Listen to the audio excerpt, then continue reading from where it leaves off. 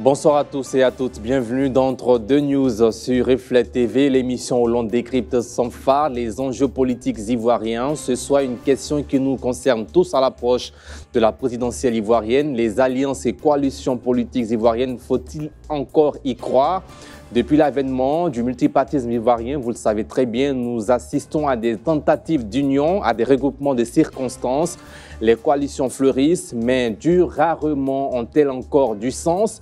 Peut-elle encore convaincre les électeurs ivoiriens ou sont-elles devenues des coquilles vides aux mains de stratégies personnelles? Nos consultants sont là pour répondre à ces questions. Bonsoir et bienvenue ce soir. Guillaume Bato, journaliste et DG du quotidien Liberté. Bonsoir Guillaume Bato. Bonsoir Cédric. Marcelin Niawa, bonsoir, analyste politique. Bonsoir Cédric. Et deux autres consultants, Eric Dou, analyste politique. Bonsoir Eric Dou. Bonsoir. Et puis enfin, Gaël Akba, analyste sociopolitique. Bonsoir. Bonsoir Cédric. Alors tout de suite, en place au débat. Première question adressée à Marcelin Niawa. Quelle est selon vous la valeur stratégique d'une alliance politique aujourd'hui en Côte d'Ivoire? Mais il faut reconnaître qu'en Côte d'Ivoire, depuis 2002 et 2011, nous avons connu de graves crises. Lesquelles crises ont poussé les Ivoiriens à se regarder en chien de faïence. Et les instances de conquête de la paix qui ont été mises en place ces dernières années, quand je vais parler de Conarive ou bien CDVR, ont montré leurs limites. Dans ce contexte, il y a eu la décomposition et la recomposition de certains partis politiques dans les alliances. Alors, la réconciliation ayant échoué, chaque parti cherche à savoir comment réconcilier les Ivoiriens. Donc, toutes ces alliances qui sont mises en place, c'est pour voir dans quelle mesure les Ivoiriens peuvent être amenés à la réconciliation. Pour vous, ces alliances tournent autour de la réconciliation nationale et non en général, au vu de la profondeur de la crise que nous avons connue. Et aujourd'hui, pour sortir, comme on le dit souvent, des cendres de cette élection de 2011 qui nous a vraiment fortement endeuillés et qui est vraiment qui a connu beaucoup de victimes, il faut que la démocratie soit renforcée. Donc c'est à travers des élections justes et transparentes que nous pouvons sortir. Donc c'est ce déficit de démocratie qui est constaté par certains acteurs politiques et qui s'unissent pour pouvoir retrouver les conditions d'une élection, par exemple, d'une élection juste et transparente. Et il y a donc un déficit de démocratie depuis 1990. Bon, déficit de démocratie depuis 1990, de toute façon, notre démocratie, elle est en construction. Elle n'est pas encore faite, elle est en construction en Côte d'Ivoire. Et jusque-là, nous n'avons pas encore des institutions fortes comme ailleurs pour pouvoir maintenir, réconcilier les Ivoiriens. Il faut d'abord réconcilier les Ivoiriens entre eux-mêmes, avec eux-mêmes, et les réconcilier avec leurs institutions. Ils seront réconciliés lorsqu'ils feront confiance à ces institutions, lorsqu'on va rendre une décision. Mais on constate quoi? C'est dans notre pays. Chaque fois qu'une institution rend une décision, il y a un camp qui pense que la décision est mal rendue et on suspend. Donc là, ça parle de la... pousserait à des alliances ou coalitions.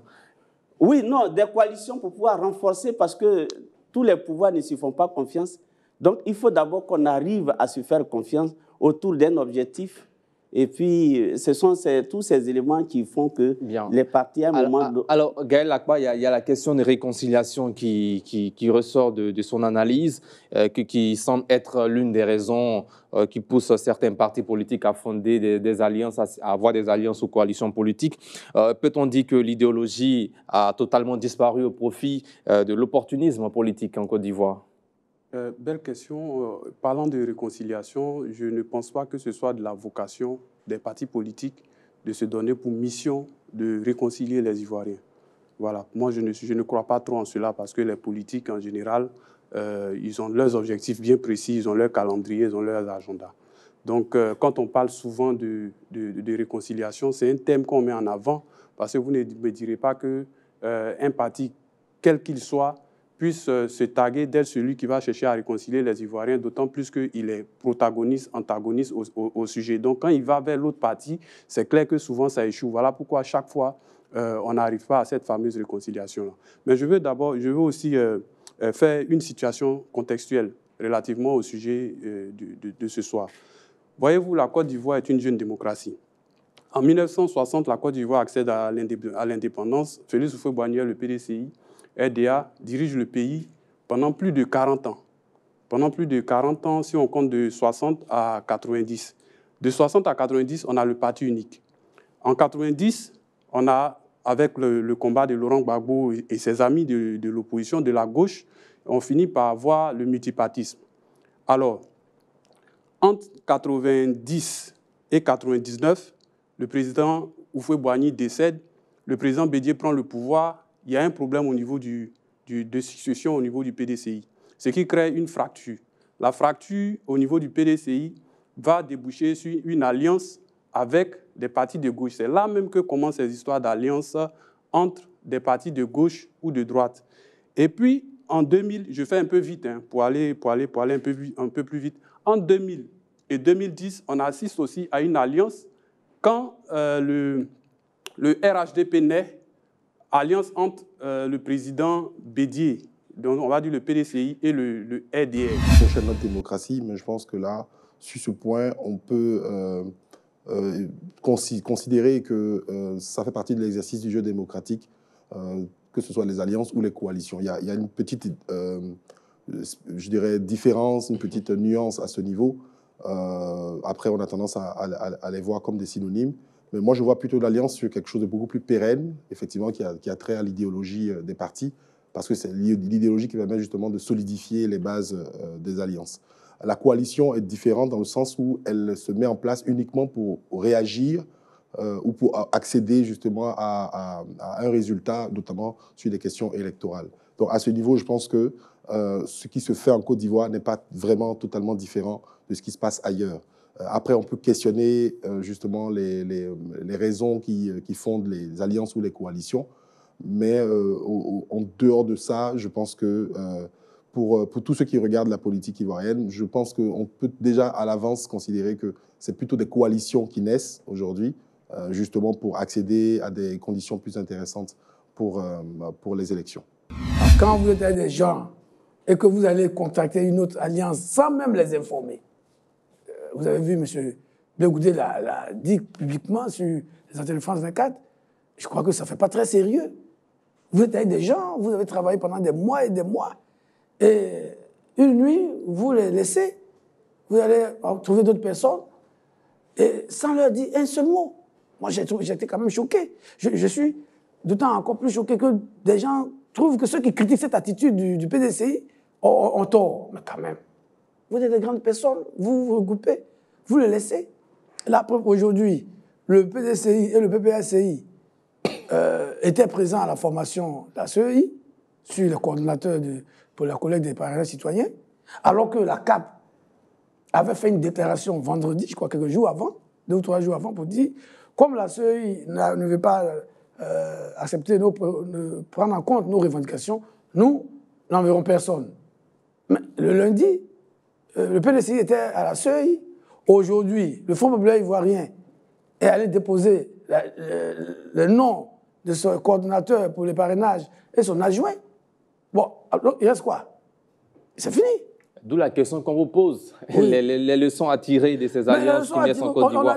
On a vu aussi l'alliance RHDP-FPI. Après, le FPI se rapproche du PPACI. Non, je ne sais pas si le FPI... C'est pas tous les partis politiques, les grands partis ivoiriens. Une partie du FPI, parce que moi-même qui suis là, qui était membre de ancien membre de la direction. Il y a eu également le RHDP, qui était groupement de partis politiques avec l'alternance, avec le PDC-RDA. Ce que j'ai dit, le RHDP a suivi quand même de 2005 à 2018.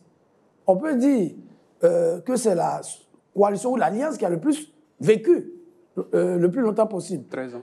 Voilà. Parce qu'effectivement, au départ, il y avait un fondement idéologique.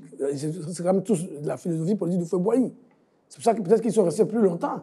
Bon, ceux qui n'ont pas la même idéologie, comme Kapsi, je ne sais pas si ça a mis 6 mois, peut-être même moins. Mais c'est pas encore mort, Guillaume. Oh, c'est pas comment, mais son pronostic vital est engagé. Oh là là. Son pronostic vital est engagé. Voilà. Donc, c'est merci. Mais moi, la leçon que je peux tirer, c'est que notre démocratie est en pleine construction. Mais ça ne marche toujours pas. Oui, ça ne marche toujours pas. J'ose croire qu'un jour, nous allons trouver les voies et moyens pour que cette démocratie, elle marche. Il faut former les hommes politiques, il faut qu'eux-mêmes ils se forment. Et il faut que tous ceux qui sont au pouvoir, chaque fois qu'ils prennent au pouvoir, aident les partis de l'opposition à exister, au lieu de les chercher à les faire disparaître. C'est pas le rôle d'un parti au pouvoir. Non, mais le parti au pouvoir, son rôle, ce n'est pas de détruire les partis d'opposition. C'est ce qu'on voit aujourd'hui. Les achats de conscience, c'est vrai qu'il y en a toujours, mais dans la logique du RHDP aujourd'hui, c'est de détruire complètement les partis politiques. Je ne veux pas comprendre qu'un parti comme le PIT puisse exister. Il y a PIT côté RHDP, PIT côté... C'est cette façon de fonctionner. Ça, c'est d'abord la responsabilité des militants du PIT. Mais non, mais c'est le parti au pouvoir lui-même. Regardez, je prends votre cas aujourd'hui. Tu viens de le dire toi-même. Oui. Tu dis, tu es dans le FPI, mais il y a une partie du FPI. Tu te désolidarises. Nous ne sommes pas d'accord avec la direction du FPI. En fait, dans un parti, ne pas être d'accord avec la façon de fonctionner du chef. Mais on devrait être solidaire. Cette solidarité-là, même déjà... Il ne faut pas faire la solidarité dans le mal. Si vous n'êtes pas d'accord avec votre direction, on peut le dire. Non. Voilà. Merci, Guillaume Bato. Allez-y. Cette façon de fonctionner, je pense que chaque fois qu'un parti arrive au pouvoir, il faut qu'il aide l'environnement à se construire démocratiquement. Il faut mettre les institutions solides en place. Il faut mettre les Ivoiriens, les citoyens en confiance à partir des institutions. La santé, l'éducation, la sécurité, la diplomatie, l'agriculture, tout ça, à quel moment vous avez parlé de vos sujets? Le ministre Jean-Luc Billon, il a commencé à mettre ses propositions. Ce matin, il parlait de nationalisme économique. Bon, ça va faire peut-être débat, on va réagir. Au moins, il y a quelque chose qui propose. Mais les autres sont dans Mais les autres, au moins, ils ont des candidats. Marcel Niawa, vous n'avez pas la parole. Mais le PPS n'est pas le candidat. Si. Marcel Niawa, vous n'avez pas la parole. Il n'est pas électeur, il est inéligible. Merci Guillaume Bato. C'est la même chose. Merci. Étant sur le champ politique, parler de sincérité. Et non de longévité. Si vous parlez de sincérité en politique, je dirais que vous êtes trop idéaliste. Ça n'existe pas, ça, ce mot-là. Même les partis sans coalition, les partis politiques, quand si vous avez fait la politique, à l'intérieur même de votre appareil politique, il n'y a pas de sincérité. Chacun est dans une bataille de positionnement et ça a toujours été gouverné ainsi. Le 18 mai 2005, si mes souvenirs sont bons, le RHDP est né. Est né pendant que le président Gbagbo était président de la République. Alors, le RHDP est né et qu'est-ce que le RHDP cherchait? Son objectif. Pourquoi le président Bédié et le président Ouattara se sont mis ensemble? Ils se sont mis ensemble pour des conditions d'élection. Ils réclamaient des élections. Ils avaient des revendications. Avant de venir parler de projets de société, ils se sont battus ensemble. Et quand ils ont eu ce qu'ils voulaient pour aller aux élections, là maintenant, ils sont venus entrer dans le débat sur le bilan du président Gbagbo et on a tous suivi en Côte d'Ivoire ici. Depuis qu'on a fini cette étape, depuis 2010, on n'a plus jamais vu de tels débats, pas parce que les sujets manquent, pas parce que les partis d'opposition ou bien tous ceux qui sont candidats n'ont pas de projet, non. Ils savent critiquer, ils savent faire des propositions. Même nous-mêmes qui sommes assis ici, on n'est pas candidats, mais quand on voit la gouvernance, là, on sait qu'ici, ça ne va pas, on peut proposer telle chose. Tous les partis politiques, je pense, ont déjà. Mais le problème, c'est que c'est autour de l'environnement électoral. Quand un parti politique à son leader, ce qui il compte, ce qui il a misé et qui porte la vision, se trouve écarté et qui trouve que injustement son leader a été écarté. Il est en revendication permanente. Quand il parle de la CEI, quand il parle du Conseil constitutionnel, ça veut dire qu'en fait, ils ont des revendications, tout comme le RHDP dans le temps avait des revendications. Ça peut porter comme ça peut ne pas porter, ça dépend. Donc, ils ont le droit de continuer à se battre sur ces conditions qu'ils réclament, qui sont en réalité, il faut les voir comme des préalables. Parce que pour eux, tant qu'ils n'ont pas passé ce cap-là, ils ne peuvent pas aller à l'autre niveau.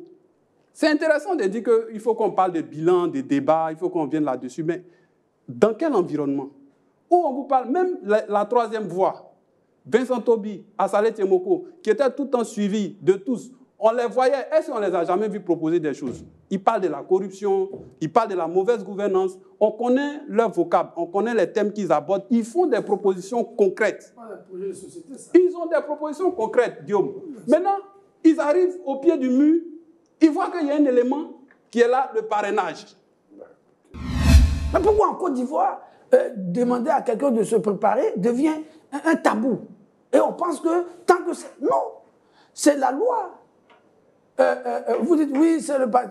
Oui, il faut que les gens soient éligibles. Mais ils ne sont pas éligibles, on présente d'autres candidats. Oui, mais il appartient à leur parti de pouvoir se débarrasser d'eux ou bien de passer un plan. Seulement que ce n'est pas que ça le pan de ma réflexion. C'est pas que ça le pan de ma réflexion. Dans les partis politiques, les gens n'ont pas suffisamment de culture pour échapper au culte de la personnalité, mais ça c'est leur problème.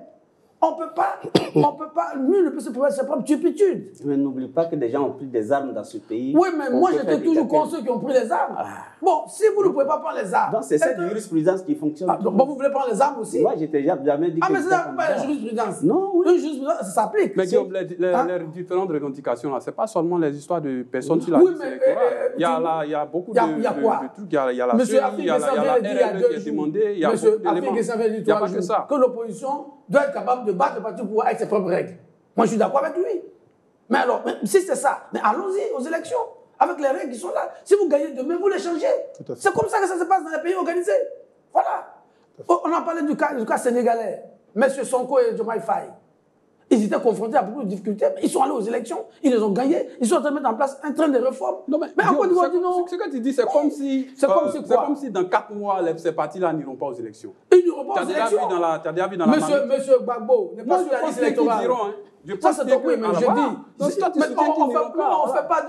On ne fait pas de la magie. Le problème, c'est que le processus qu'on voit aujourd'hui. Le processus de discussion autour des candidatures risque de durer tellement longtemps. Les élections vont arriver. C'est pas un qui détermine le temps. S'il vous plaît. Oui, mais Gaël, on n'a pas de boule de cristal. Nous sommes à 4 mois. Le PPAC s'accroche à un candidat qui n'est pas éligible. Qu'est-ce qu'ils vont faire?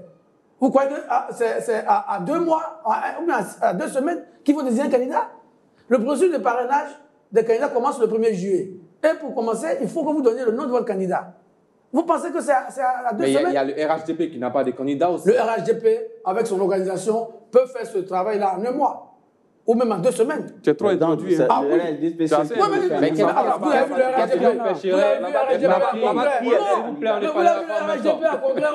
RHDP? Qu'est-ce qui empêcherait un parti comme le PPAC ou le PDCRD de faire comme le RHDP? Moi, je le souhaite. Moi, je le souhaite. Mais je dis, si on a un peu de logique et qu'on veut donner une chance à un de ses camarades de pouvoir se faire connaître et pouvoir espérer gagner les autres présidentielles, ce n'est pas un mois qu'on la lit. L'ex-président américain disait au Ghana, de mémoire en 2008, Obama a dit que l'Afrique n'avait pas besoin d'hommes forts, mais l'Afrique a besoin d'institutions fortes. Voilà. Pour garantir des élections qui sont inclusives et pour préserver l'ordre républicain, il faut une meilleure représentation des femmes, conformément aux quotas légaux. Il faut respecter la hiérarchie des normes, donc la Constitution qui prévoit des procédures précises pour les publications des listes électorales, l'inscription sur les listes électorales, une révision consensuelle et transparente de la liste électorale et simplement l'état de droit. C'est un État qui respecte les règles qu'il se donne librement. Voici des conditions clés pour que nous puissions sauvegarder l'ordre républicain et que les élections ne soient plus un sujet d'angoisse pour les populations. François Kouassi. Jean-François Kouassi. Il a 32 ans. Mais il n'a pas encore l'âge. Non. Vous me laissez, j'en viens. Il a 32 ans. Alors, à 32 ans, l'âge minimum, c'est 35 ans. Vous voyez? Mais il n'a pas crié sur tous les toits que cette loi-là a été prise pour que lui il soit éliminé. Mais il parle de discrimination. Voilà, c'est une discrimination. Vous voyez, quand on dit élection inclusive, en principe, tous ceux qui veulent être candidats, on doit laisser tout le monde être candidat. Tous ceux qui ont des vérités de candidature, on doit les laisser. Deuxième élément, il y a une caution de 50 millions à payer. Alors, sachant que la majorité de la population est pauvre. Alors, où sortir ces 50 millions pour être candidat? En plus de cela, il y a des lois sur le code électoral, il y a beaucoup de lois qui encadrent ce processus-là. Juste pour dire qu'aucune élection au monde n'est inclusive, parce que les lois qui sont prises ou bien les lois qui encadrent cette élection-là vont toujours écarter un ou plusieurs individus. Il faudra aussi éviter d'exclure naturellement certains candidats. Effectivement, mais on ne peut pas exclure expressement un candidat. Sauf peut-être que dans un cas de dictature extrême, on ne peut pas exclure un candidat. Je prends l'exemple du candidat, du président Tidjane Thiam, qui a été exclu par l'article 48 du Code électoral. cet article a été pris depuis 61. Vous voyez. Et aujourd'hui, cet article-là élimine M. Tidjane Thiam. Mais voilà qu'il crie sur tous les toits que cet article-là est un article... En même temps, le même code électoral parle d'une révision annuelle de la liste électorale. Et s'il y a révision annuelle, Tidjane Thiam peut être candidat. Donc il y a exclusion pour l'instant. Donc il y a exclusion pour l'instant à cause de la loi qui a été prise en 61. Vous voyez. Donc de 61, c'est en 2025 que cette loi-là s'applique à lui. Donc vous voyez que, quel que soit ce qu'on fait, quel que soit ce qu'on fera, il n'y aura pas d'élections inclusives, comme on le dit. Parce qu'il y a des lois qui encadrent ces élections-là. Et à partir du moment où il y a des lois, il faut les respecter. Et quand cette loi-là t'exclut, il faut être assez républicain pour l'accepter. Parce que si on parle de compromission, on ne va pas respecter les lois qu'on s'est données. Or, comme le dit Jean-Jacques Rousseau, l'obéissance à la loi qu'on s'est prescrite est liberté. Attaché aux lois, alors qu'en vérité, ce n'est pas la loi qui s'applique. Ce n'est pas la loi, c'est le bâton. Voyez-vous, quand on veut parler de la loi, moi je me réfère au ministre de la Justice. Vous savez, quand un ministre vient devant les députés, il s'en réfère d'abord au Conseil constitutionnel, parce qu'il vient défendre la loi. Donc il s'assure de ce qu'il vient dire est constitutionnel. Il prend la Constitution de 2016. Il va devant les députés pour leur dire cette constitution-là ne permet pas à l'Assemblée nationale d'être candidat en 2020. Et qu'en 2020, par une alchimie, Ouattara est candidat. Et qu'est-ce qui vous dit que le ministre a consulté le Conseil constitutionnel? Non, c'est la loi, c'est comme ça. S'il n'a pas fait, c'est que ce n'est pas un ministre. Parce que ses propos peuvent engager le ministre et non l'institution. J'en viens. Vous savez, il y a des règles de fonctionnement d'un État. Tu ne vas pas venir ministre de la Justice, tu dois défendre des lois, tu ne prends pas l'avis du Conseil constitutionnel. Mais tu n'es pas ministre. C'est qu'il ne mérite même pas d'être à son poste. S'il n'a pas fait. Mais je veux dire quoi? Je veux dire que quand on arrive à cela, ça veut dire qu'on jette un discrédit sur les institutions. Et les Ivoiriens sont dans un état aujourd'hui où ils doutent des verdicts de leurs institutions. Et quand on est dans un contexte pareil, on s'en réfère aussi au contexte ivoirien dans lequel nous sommes. Le contexte ivoirien a été un contexte dans lequel nous avons essayé tant que bien que mal. Parce que nous sommes dans une phase de réconciliation, il ne faut pas l'oublier. Nous sommes dans une phase de réconciliation, tout le monde l'admet. On a mis en son temps les institutions pour mener la réconciliation. Donc nous sommes dans une phase de réconciliation. Quand on est dans une phase pareille, il y a des mesures qu'on prend pour atténuer les effets de destruction au plan national. En sa faveur ou en la faveur de son parti, qui ont été salués par lui-même et les militaires, les cadres de son parti. Mais lorsqu'il arrive qu'il y a des décisions de justice qui sont contre lui, on crie au loup. Et c'est dans ce cercle infernal-là, dans cette quadrature du cercle que nous sommes. Si on ramène cela à l'inclusivité de nos élections en Côte d'Ivoire ou en Afrique, et généralement dans le monde, comme l'a dit le docteur Ouattara, aucune élection dans le monde n'est inclusive. Aucune élection. On a un exemple. Mais il faudra la rendre la plus inclusive possible. Oui, mais elle est inclusive par rapport aux lois que nous nous sommes données. Et le respect des lois, c'est la première norme de la démocratie. On a un exemple patent, par exemple, d'une vieille démocratie en France. Voilà Marine Le Pen, qui est donnée gagnante par tous les instituts de sondage en France, qui, du fait d'une décision de justice, est exclue de la prochaine présidentielle et qui elle-même est en passe d'adouber son dauphin pour la remplacer à cette élection présidentielle-là. Mais le Front National ne va pas crier... Elle a donc confiance à sa justice. Mais elle a confiance en sa justice et c'est ce que nous demandons. Ce qui n'est pas le cas pour certains politiques ivoiriens. Ici, c'est ça justement. Lorsque généralement les gens sont au pouvoir ou bien lorsqu'une décision de justice les arrange, on dit que la justice est aux normes. Mais quand ça ne les arrange pas, on dit qu'elle est instrumentalisée. Et là, c'est pas juste. C'est pas juste. Nous nous sommes fixés des lois, librement des lois. Respectons ces lois, appliquons ces lois et sortons des compromis, des compromissions politiques qui finalement sont des cul-de-sac dans lesquels on s'engouffre et on ne trouve pas de solution. Est-ce que vous trouvez nécessaire de réformer le code électoral pour garantir l'égalité des chances entre les candidats, surtout des grands partis politiques qui sont exclus, Laurent Gbagbo, Charles Blé Goudé, Guillaume Soro, Tidjane Thiam et bien d'autres personnalités politiques? Mais quand vous parlez de réformer le code électoral, c'est quoi? Ça veut dire que... on voit certains visés par l'article... Ça veut dire que réformer le code de fait, de sorte à permettre à ceux qui ne pourront pas compétir de situation exceptionnelle, mesures exceptionnelles, au nom de la paix, de la réconciliation et de l'inclusivité en Côte d'Ivoire. C'est ce que je disais tout à l'heure. Cette histoire d'inclusivité, de la non-inclusivité de l'élection présidentielle à venir en Côte d'Ivoire, c'est un faux débat. C'est un faux débat. Il faut qu'on en sorte de là en reconnaissant une fois pour toutes qu'aucune élection n'est inclusive. Une élection, il y a toujours des règles. Le candidat qui ne répond pas à ces règles-là est frappé par ces règles-là et il ne peut pas compétir. Tout à l'heure, mon frère Michel Guetta parlait, par exemple, du ministre de la Justice qui aurait dit devant les députés que la Constitution, la nouvelle Constitution ne permettait pas à la Sawata d'être candidat. Il n'est pas le Conseil constitutionnel, ce n'est pas lui qui interprète la Constitution. Il n'est pas le Conseil constitutionnel. Donc, vouloir dire que ce que le ministre de la Justice a dit en cas de Constitution et faire de sorte que la Constitution actuelle, la mandature du président actuel est anticonstitutionnelle, c'est faux, c'est un faux président. Donc, comprenons une fois pour toutes qu'aucune élection n'est inclusive. Merci Arsène Noma. En fait, cette rhétorique-là, élection inclusive, en fait, c'est quoi juste une élection inclusive? Une élection dans laquelle des candidats ne sont pas exclus de manière naturelle sur mesure. Mais c'est impossible. Non, s'ils ne remplissent pas des conditions. Non, je ne suis pas en train d'affirmer, je suis en train de vous dire, de vous expliquer la question. Il ne s'agit pas de dire que tel candidat ne peut pas être candidat, non. Le candidat n'est pas éligible parce qu'il n'a pas l'âge d'être candidat. C'est de manière naturelle. Mais l'opposition estime que des mesures juridiques et également d'autres mesures sont mises en place pour pouvoir écarter certains candidats.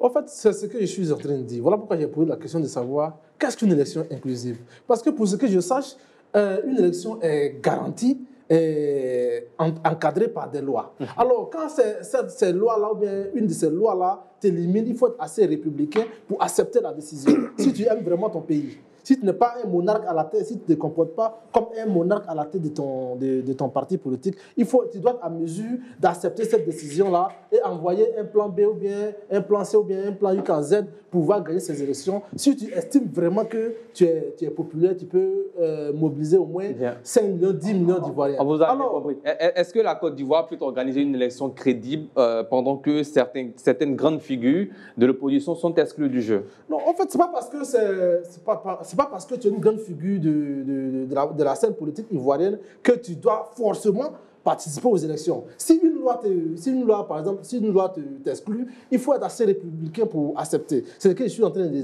dire. Et comme le dirait le philosophe, je crois, c'est Emmanuel Kant qui dit qu'il faut obéir aux lois de la cité, même si elles sont mauvaises, jusqu'à ce qu'elles changent. C'est le mécanisme dans lequel ce parrainage citoyen se fait, c'est ce qui a valu les critiques à la mécanisme. Vous avez aidé à non, docteur, vous n'avez plus la parole. S'il vous plaît, docteur, vous n'avez pas la parole. Allez-y, Michel Betta.